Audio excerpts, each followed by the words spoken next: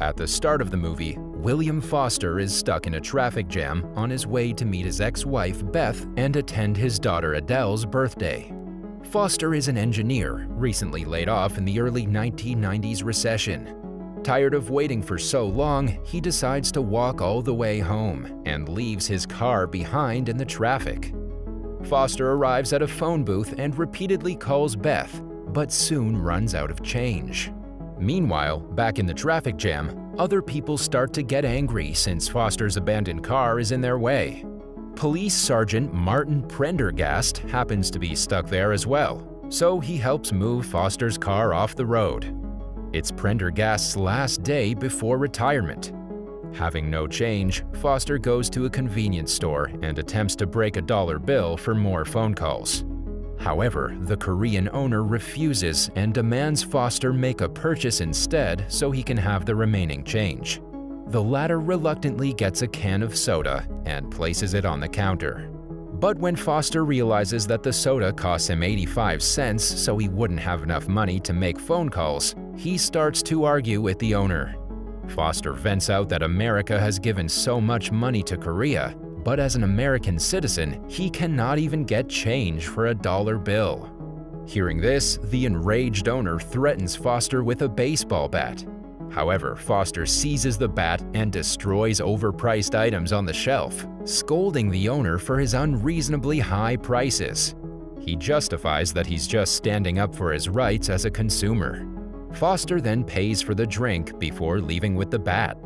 Meanwhile, at the police station, Prendergast gets pranked by his colleagues for his last day at work. Fellow police officer Sandra is sad that her work buddy is retiring. Elsewhere, while sitting with his drink and looking over the city through a hole in his shoe, Foster is approached by two gang members. They extort him with a knife and demand his briefcase as a toll for trespassing on their land. Irritated, Foster attacks with the bat, leaving both injured. He then takes the knife and storms out of the place. In the police station, Mr. Lee, the Korean store owner, reports to Prendergast about Foster's attack, but he can only describe Foster as some white guy with a white shirt and a tie, and that he took his baseball bat. As there were no injuries or theft of any kind, the police dismiss his case. In the next scene, the two gang members, along with their friends, pursue Foster in a car to kill him for what he did earlier. One of the gang members' girlfriend warns them not to do anything serious in broad daylight, but she just gets thrown out of the car. Meanwhile, Foster once again calls Beth and tells her that he's coming home to attend Adele's birthday party. Beth, however, doesn't want him to come and orders him to stay away from her and Adele. The gang soon locates Foster at a phone booth where they open fire in a drive-by shooting, hitting several bystanders but missing Foster. The driver then loses control and crashes the car, instantly killing almost everyone. In no time, chaos erupts in the scene, and everyone starts running away in fear. However, Foster casually walks towards the crash site, picks up a dropped gun, and shoots the only surviving gang member in the leg. He then picks up a gym bag full of weapons and leaves the scene while the girlfriend comes running over to find her boyfriend dead in the crash. Meanwhile, at her home, Beth calls over some policemen, asking for security from her husband, who's soon coming to visit her. When one of the officers questions Beth about Foster's background, she reveals that she's put him under a restraining order because of his rather violent nature. Back at the police station, Prendergast learns about the drive-by shooting when he interrogates the girlfriend from earlier. She gives him the exact description of a man that Mr. Lee had given. Next, Foster goes to a Whammy Burger fast food restaurant and orders breakfast. But since it's past 11:30 a.m., the girl at the counter refuses to serve breakfast and instead offers him to order lunch. Foster demands to speak with the manager, but the latter also tells him the same. He then gets mad and pulls out the gun from his bag. Other customers immediately become terrified and attempt to leave the place, but Foster threatens them to stay. He then accidentally fires into the ceiling, petrifying everybody.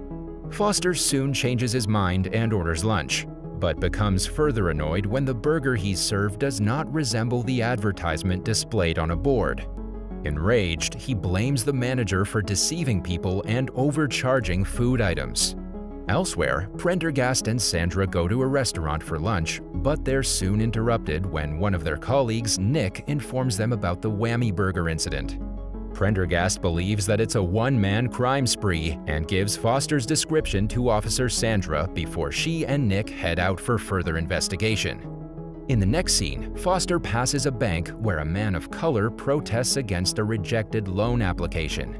The man calls out the bank for not giving him the loan as he isn't economically viable.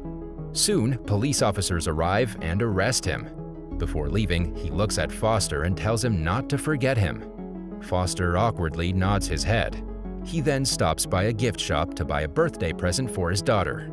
At Beth's home, it's been hours since the policemen have started waiting for Foster, so they conclude that her husband isn't going to come around and tell Beth that they're off duty. Before leaving, one of the officers tells Beth to call them if she gets into trouble with her husband. Meanwhile, Foster once again calls Beth from a phone booth, but as expected, she doesn't answer. He repeatedly tries calling her, but to no avail. Just then, a man who's in line behind him gets frustrated and shouts at him for taking such a long time. Enraged, Foster shoots the booth and tells the man that now he doesn't have to wait at all. Next, he stops at a military surplus store run by a white supremacist to buy a new pair of hiking boots. The owner shows Foster around his store, but angrily curses at a gay couple before driving them away. Shortly after, as Foster's selecting the shoes, he notices a police car. Realizing that he's in trouble, he immediately takes a pair of boots and hides in a dressing room. After a while, Officer Sandra enters the store and starts asking about the perpetrator who's been causing havoc in the streets. Luckily for Foster, the owner denies seeing any man wearing a white shirt and a tie. He then escorts her out of his store after asking her unnecessary questions. Once Sandra's gone, the owner invites Foster to his back room and offers him a rocket launcher. It turns out that he's mistaken Foster for another white supremacist after hearing about the Whammy Burger incident on television. However, Foster reveals that he is no supremacist and that he only wants to go home to attend his daughter's party, but gets caught up with idiots such as him. When Foster expresses disgust for the store owner's homophobia, the latter pulls a gun and attempts to turn him over to the police. He then checks the gym bag and destroys the present Foster had bought for his daughter. Infuriated, Foster successfully wounds the owner with a knife and shoots him dead with a handgun. He then changes into his clothes and takes the rocket launcher, calling his ex-wife again before leaving. At the police station, Prendergast takes his theory about Foster to his superior, Captain Yardley, but is humiliated in front of several officers. The captain thinks that Prendergast is overanalyzing the case. Despite this, Prendergast is hopeful about his investigation, so he and Sandra go to the convenience store to trace the start of the crimes. Luckily, he realizes the abandoned car he moved earlier was nearby. He then tells Sandra to look up Foster's personalized license plate to get his address. Elsewhere, Foster is once again caught up in traffic. He furiously approaches a road repair crew and accuses them of doing unnecessary repairs to justify their accounts to the government. With help from a young boy who mistakenly believes Foster is acting in a movie scene, Foster fires the rocket launcher, blowing up the construction site. Meanwhile, Prendergast and Sandra's investigation leads them to Foster's mother's home. She explains that her son isn't a murderer, although he can be tough to handle sometimes. Prendergast asks her to elaborate, and the latter reveals that sometimes she feels like he wants to kill her. She then tells the officers about his marital background. On the other hand, Foster cuts through a golf course where some elderly golfers enjoy their time on their private land. One of the elderly men becomes angry at Foster's presence and curses at him. He also hits him with a golf ball. Enraged, Foster shoots the golfer's cart, causing it to roll into a nearby pond. He vents out that they could have a public park or a zoo on such a big land. Instead, the whole place is occupied just to satisfy the rich. Seeing his expensive cart roll away, the elderly man gets a heart attack and eventually dies. At Foster's home, Prendergast learns about the ex-wife and daughter Adele, but Foster's mother doesn't tell him where they live. She only gives Beth's full name, which could be a lead for the officers. After the golf incident, Foster walks through the yard of a plastic surgeon, scaring the groundskeeper, his wife, and children who are using their employer's pool in his absence. Surprisingly, the sight of the happy family causes Foster to become emotional, and he starts sharing his own family story with the groundskeeper. At the police station, Prendergast finally finds out Beth and Adele's current address. Elsewhere, Foster stops at one last phone booth to call Beth, where he accidentally reveals that he's nearby her house. Hearing this, Beth immediately flees with Adele. A while later, Foster reaches Beth's house, but she's already escaped with Adele. In the next scene, Foster watches old videos of his family and realizes that they may have gone to a nearby amusement park. So he readies to go there, but Prendergast and Sandra arrive before he can go after Beth.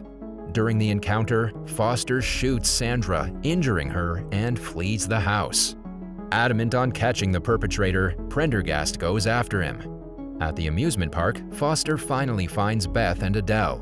While the daughter is happy to see him, Beth is horrified. Foster pulls out a gun to restrain Beth and plays with his daughter. He then puts his gun down to caress Adele. Thankfully, Prendergast arrives at the scene and interrupts Foster's reunion. To keep him engaged, Prendergast shares about his family. He lost his daughter when she was just 2 years old, and his wife hasn't been normal ever since. He notes that everyone has a problem in their life, but that is no excuse for Foster's childish violence. When police sirens distract Foster, Beth kicks the gun away and Prendergast draws his revolver, demanding Foster give himself up. However, Foster states that he would rather die than give up, so Adele can inherit his life insurance. He claims to have another gun in his pocket and proposes a duel on the count of 3. This prompts Prendergast to shoot Foster, revealing that he only had a toy water pistol taken from Adele. Foster's dead body floats away in the river.